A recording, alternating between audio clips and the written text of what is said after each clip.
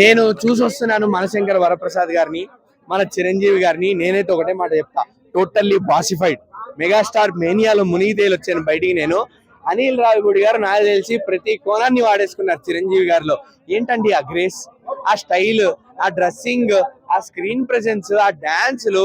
Boss మీకు 70 ఏళ్ళు అంటే మేము నమ్మలేకపోతున్నాం. అనిల్ రావిపూడి గారు చిన్న కుర్రోళ్ళ చూపించారు చిరంజీవి గారిని.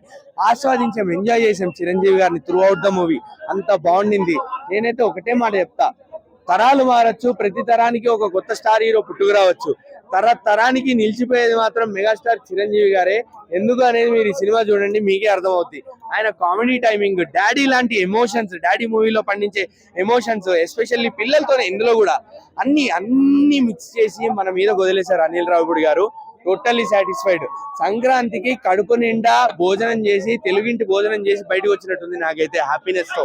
అంత బాగుంది సినిమా. అండ్ సెకండ్ హాఫ్ లో ఎప్పుడైతే వెంకటేష్ గారు వస్తారో ఇంకా వేరే లెవెల్ హై మూవీ. మళ్ళీ వేరే లెవెల్ హై. వీళ్ళిద్దరు స్క్రీన్ ప్రెజెన్స్, వీళ్ళిద్దరు డాన్సులు.